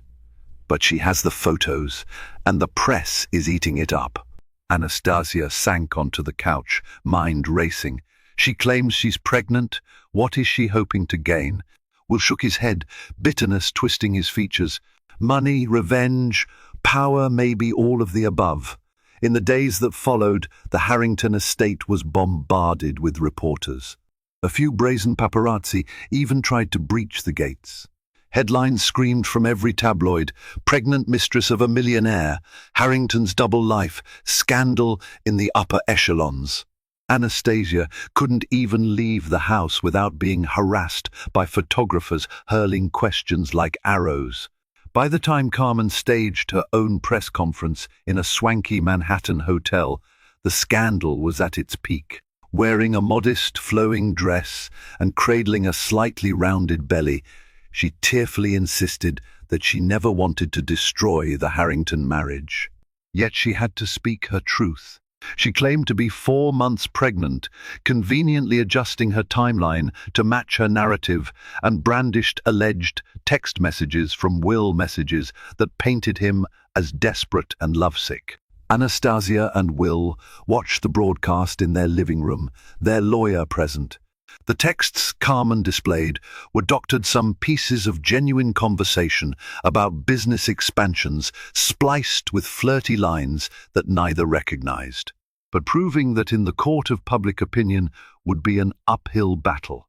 When the reporters asked for evidence, Carmen theatrically dabbed at her tears and handed out copies of a supposed paternity test. It was typed up on letterhead from a local clinic, showing a 99.9% match between Will Harrington and baby Sinclair. Anastasia nearly retched in horror. It looked so official, yet in her heart she believed Will was innocent. "I'm not sure how she forged it," their lawyer muttered, scanning the document, "but these can be faked if someone has the right connections. We need to take immediate legal action to disprove her claims." Will's hand clenched into a fist as he spoke to the lawyer. "Let's do whatever it takes to show she's lying. We'll get our own test. We'll bring forth every shred of evidence to clear my name." But Carmen had orchestrated the perfect storm, the blackmail photos, the alleged text messages, and now the pregnancy claim. Anastasia's mind reeled, thinking of the baby in her own womb. She was the real pregnant wife, yet here was a conniving woman twisting the story for public sympathy. Worst of all, the Harrington board was losing its composure. Some members demanded Will step down as CEO until the scandal passed. Others suggested an out-of-court settlement to make the story go away. Tensions rose, alliances frayed. Anastasia became a target for tabloids, painted as either a clueless victim or a complicit gold digger. Through it all, Charlotte Mansfield remained curiously neutral. She offered no condemnation of Carmen, instead emphasizing the need for crisis management. Anastasia tried to corner Charlotte one day, pressing her about Carmen's authenticity and how well she really knew her. Charlotte deflected, claiming she had no idea Carmen would resort to this. Anastasia walked away from that conversation with a gnawing feeling that Charlotte knew more than she let on. But there were bigger battles to fight. She had to protect her unborn child, her marriage, and her own sanity. Carmen had set the stage, playing the role of an abandoned mistress with a cunning that left the Harringtons on the defensive. And just when Anastasia thought it couldn't get worse, Carmen delivered another blow, one that threatened to destroy them all. As the scandal raged, Anastasia's health suffered. Stress and heartbreak took their toll. She battled morning sickness, but the emotional strain overshadowed every physical discomfort. She couldn't open a magazine or scroll online without seeing headlines about Will's alleged betrayal and Carmen's painful ordeal. Friends called less often, unsure what to say. Even some of Anastasia's business associates hesitated to collaborate, fearing negative publicity. Will, for his part, was in a constant state of damage control, meeting with lawyers, PR experts, and senior board members. A hush of unease fell over their once loving home. Conversations grew short, tempers frayed. They tried, however, to remain a united front. Anastasia believed in his innocence, but the relentless public scrutiny began gnawing at her faith. One afternoon, a breakthrough came in the form of an email. It was from a private investigator named Mark Faulkner, who had been discreetly hired by Will to trace the source of the blackmail. In it, Mark mentioned a digital trail linking the anonymous demands to a certain IP address. That address belonged to none other than Charlotte Mansfield. Anastasia was in the living room when Will blurted the news, face taut with disbelief. "Charlotte has been behind the blackmail all along," he said, reading from his phone. "Or at least her computer was used to send the emails and messages. She's also made several suspicious financial transactions correlating with Carmen's appearances in the company."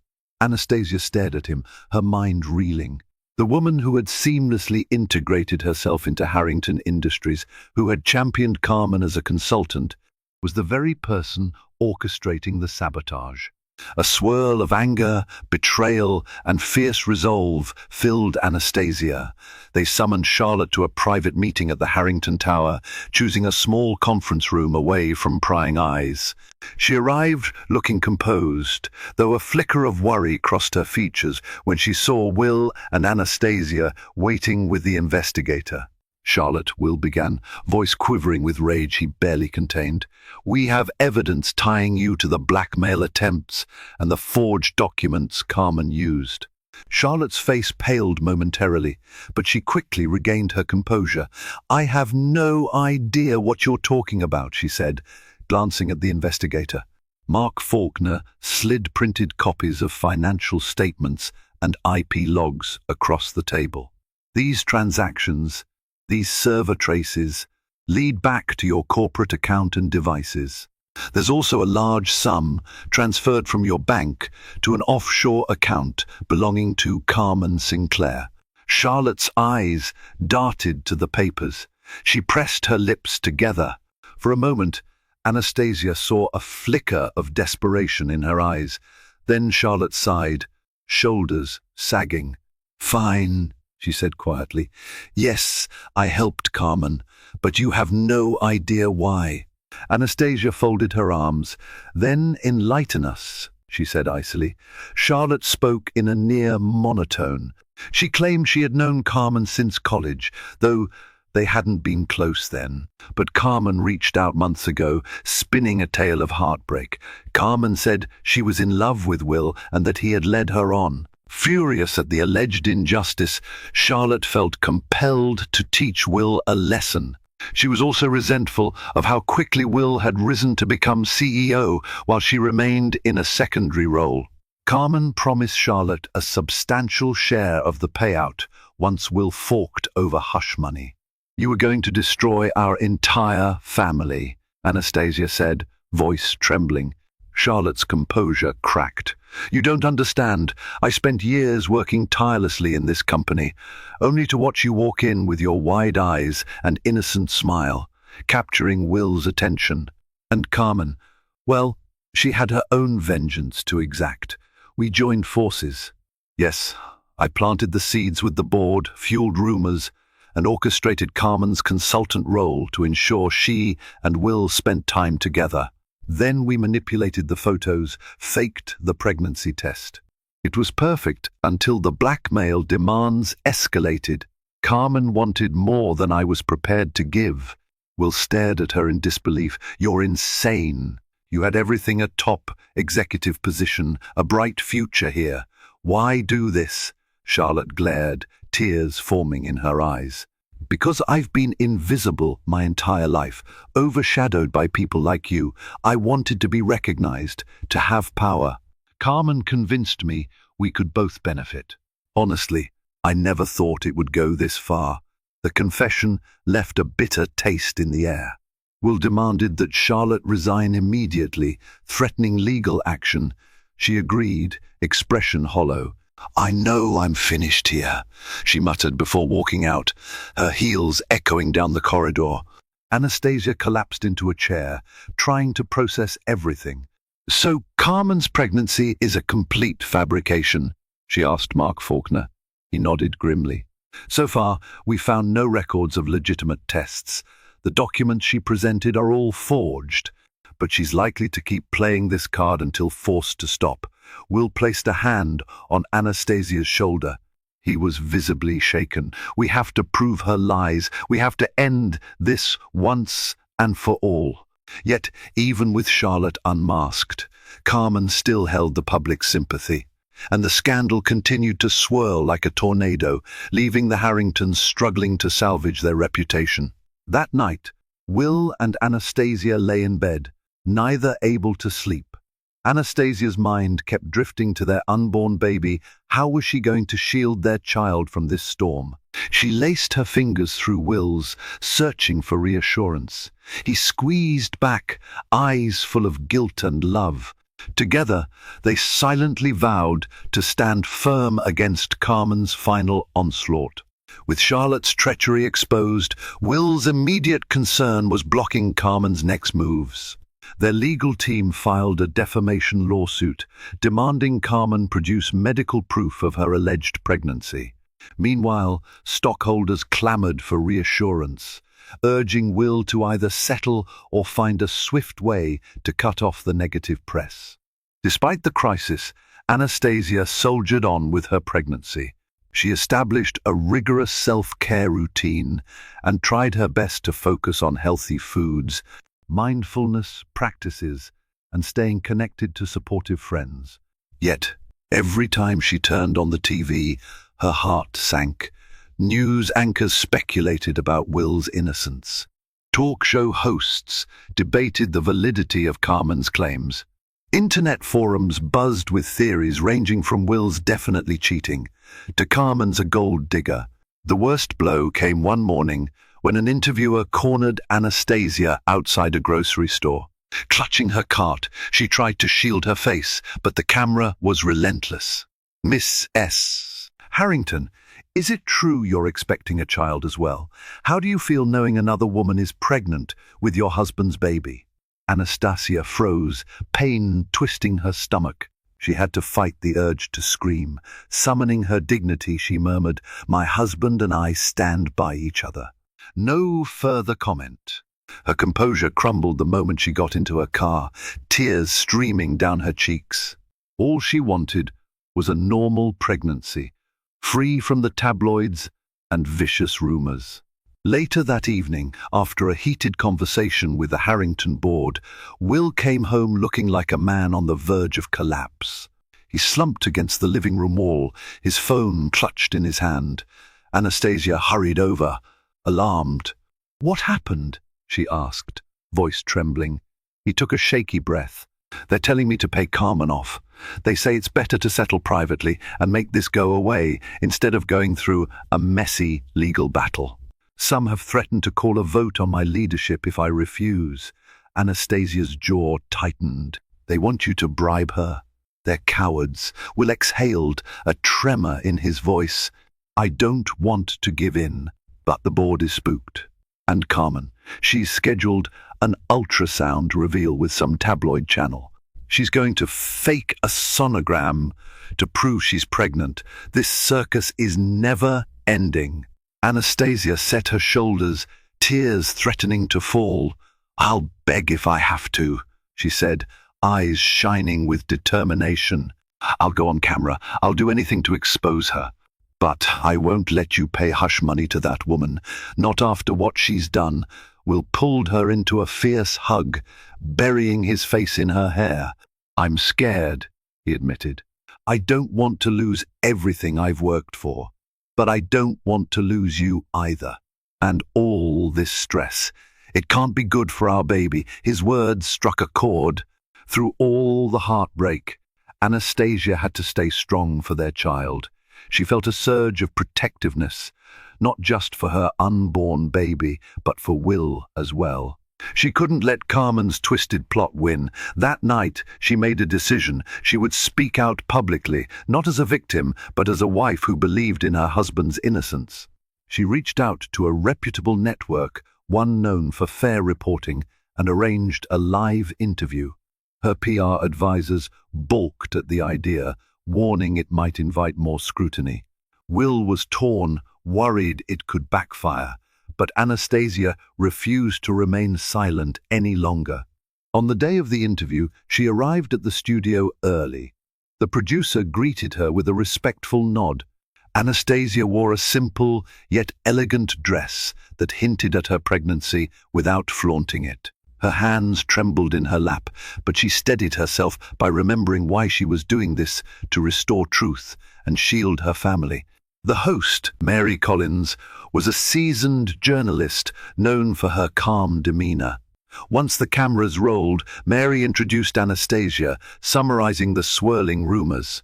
Then she asked the burning question, "Miss S. Harrington, do you believe Carmen Sinclair's claims that she's pregnant with your husband's child?" Anastasia took a breath. "No, I do not," she said firmly. Her gaze was level, her voice clear. "I have every reason to believe Carmen Sinclair is lying, and we have evidence that her so-called pregnancy tests are forgeries." She went on to describe the blackmail attempts, the manipulations, and how Charlotte Mansfield had confessed to conspiring with Carmen. She spoke passionately about the toll the lies took on her marriage and her unborn baby. At times, her voice trembled, but she pressed on, finishing with a direct address to Carmen. If you are truly pregnant, you have nothing to fear from taking a legitimate paternity test under supervised conditions. Until you do that, I won't believe a word you say. When the segment ended, the studio was silent. Mary Collins looked moved by Anastasia's sincerity. On social media, clips from the interview began trending, with many viewers expressing sympathy for the visibly emotional pregnant wife defending her husband. Though some trolls accused her of denial or being complicit in a cover-up, the tide of public opinion started to shift. Anastasia left the studio feeling both drained and oddly emboldened. She'd pleaded her case before the world, begging for them to see the truth, whether it would be enough to topple. Carmen's fabricated story remained to be seen, but she had taken a stand, and she vowed that, until her last breath, she would fight for her family. In the days that followed Anastasia's interview, the internet buzzed with heated debates. Some sympathized with Carmen, insisting she must be pregnant if she was willing to appear at a scheduled ultrasound reveal. Others rallied behind Anastasia, praising her courage in defending her marriage amid relentless public scrutiny. Eventually, Carmen announced her big broadcast. She invited a sensationalist gossip channel, Starshine Network, to film her ultrasound appointment. To lend it credibility, she had an alleged doctor later exposed as someone whose medical license was under review, ready to confirm her pregnancy. She teased the event on social media, promising to reveal whether it was a boy or a girl. Harrington's legal team filed an injunction demanding an impartial medical professional be allowed to oversee any paternity or ultrasound test. The court date was set within a week, but Carmen's show loomed closer. With little time to maneuver, Will and Anastasia braced for the worst. On the day of Carmen's televised stunt, the Harringtons received an unexpected message, a man named Julio Ferreira claiming to be Carmen's ex-boyfriend. He wrote that he had proof Carmen was lying about the pregnancy, that she was, in fact, physically incapable of carrying a child due to a medical condition. Julio said he had documents and was willing to testify. With hope rising, Anastasia's lawyer quickly arranged for Julio to meet them at a secure location, away from the media. In a small conference room at the law firm, Julio showed up with a folder of medical records, translations, and personal correspondence. Speaking in a softly accented voice, he recounted how Carmen had once manipulated him in a similar manner, pretending to be pregnant to extort money. "She tried it with me," Julio explained, pushing a stack of papers across the table. "But I discovered she can't conceive. She underwent surgery in her 20s and her fertility was compromised. I was furious, but she threatened me with legal repercussions if I exposed her. I fled back to Argentina and she chased me off with her powerful lawyer contacts." Anastasia felt an exhilarated rush, tempered by caution. "These documents, are they legitimate?" Julio nodded.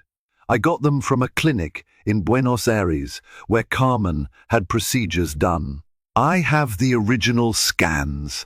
Doctors confirmed her fertility issues." Will's lawyer examined the paperwork, eyes brightening. This could finally discredit her. "If these are authentic, we can stop her from going on air with this ridiculous charade." But time was short. Carmen's ultrasound reveal was happening that same evening. The question was whether they could gather enough legal muscle to stop the broadcast in time.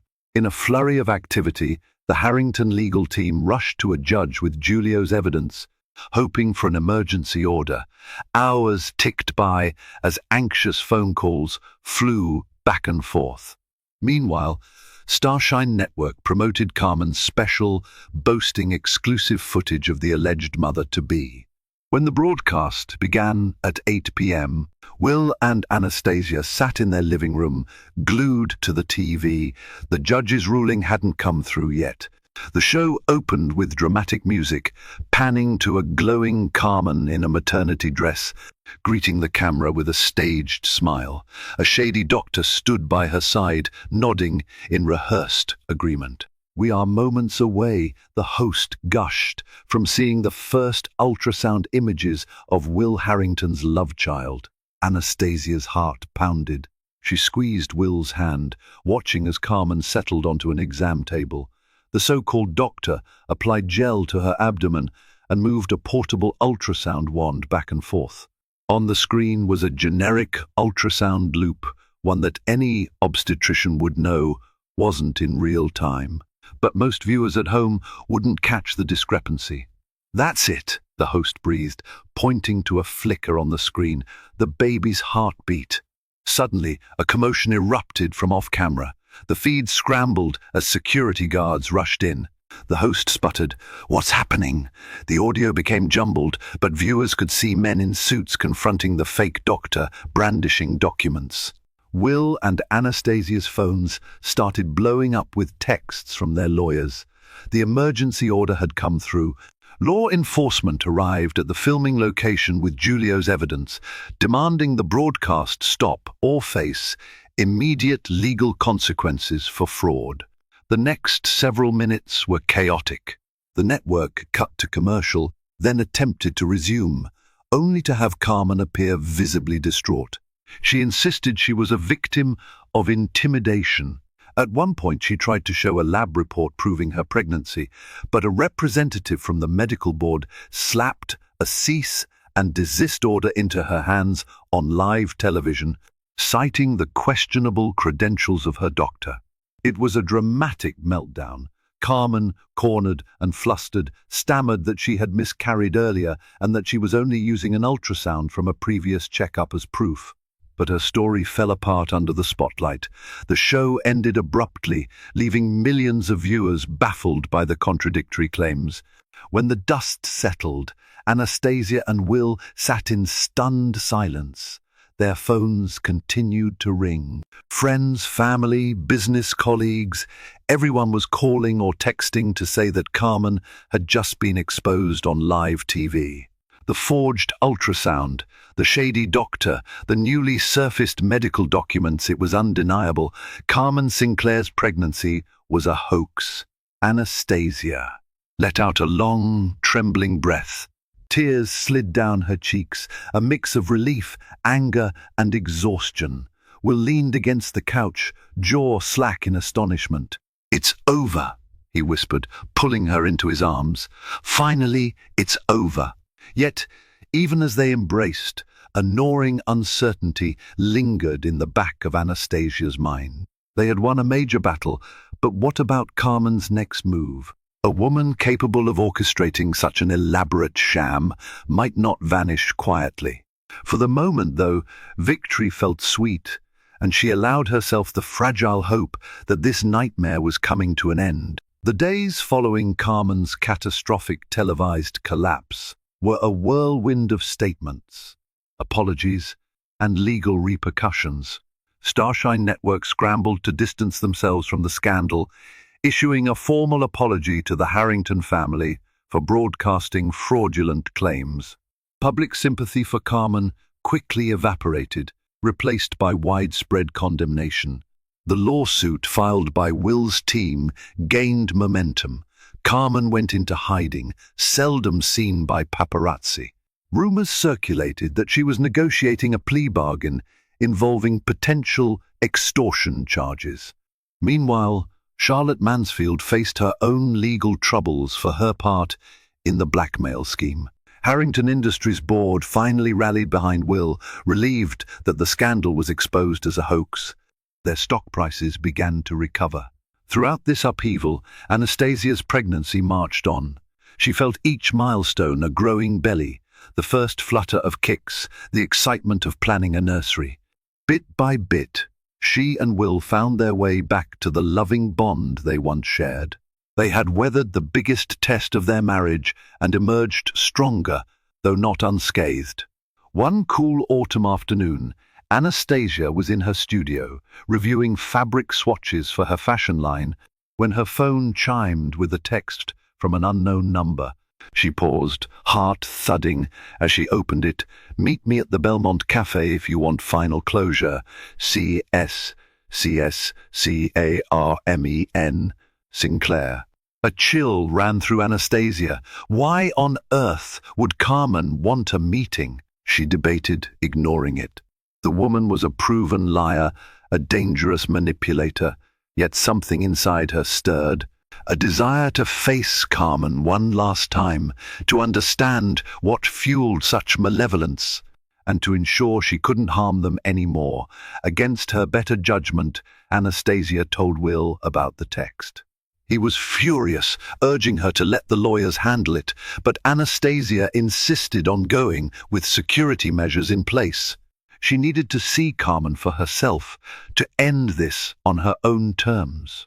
Later that day, she arrived at the Belmont Cafe, a modest place near the outskirts of Manhattan. It was nearly empty in the late afternoon.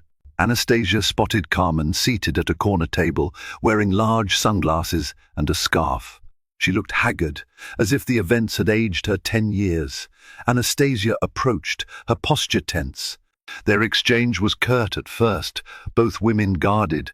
Carmen removed her sunglasses, revealing eyes that seemed devoid of their old sparkle. She confessed she had lost everything, her reputation, her finances, and even the friends who once supported her. Lawyers were circling, preparing for trial. "What do you want?" Anastasia asked quietly, trying to suppress the anger that simmered beneath her calm exterior. Carmen sighed, staring into her untouched coffee. "To apologize, I suppose, and to tell you why." The apology sounded forced, but Carmen did delve into her motivations. She admitted to harboring resentment toward wealthy families who seemed to glide through life without hardship. Meeting Charlotte at a charity event reinvigorated her old schemes, and together they hatched a plan. But Carmen never expected Anastasia's unwavering faith in Will to triumph so publicly. "You were supposed to crumble," Carmen said, bitterness tinging her voice. "I thought if I brought enough pressure, you'd divorce him, he'd settle with me quietly, and I'd walk away rich." She shook her head. "But you never broke, even when the tabloids were vicious. You're stronger than I realized." Anastasia felt an odd swell of pity, overshadowed by rage. "You ruined my peace," she said, voice shaking with emotion. "You put me and my unborn child through hell. And for what? Money?" Carmen's gaze dropped. "I'm sorry," she said at last, though Anastasia doubted the sincerity. "I won't fight the lawsuit. I just wanted you to know that. It's over." Anastasia rose to leave, her body trembling. She could hardly stand to look at this woman who had so callously shattered her world. Yet part of her recognized that Carmen was broken, consumed by envy and greed. Outside, Will was waiting in a car with a driver. Anastasia slid into the seat, feeling a weight lift from her shoulders. As they drove away, she allowed herself a final glance back at the cafe. Carmen remained seated, lost in her own turmoil. In the weeks and months that followed, the lawsuit concluded with Carmen forced to pay damages for defamation and extortion attempts. Charlotte struck a plea deal, agreeing to cooperate and testify against Carmen in exchange for a reduced sentence.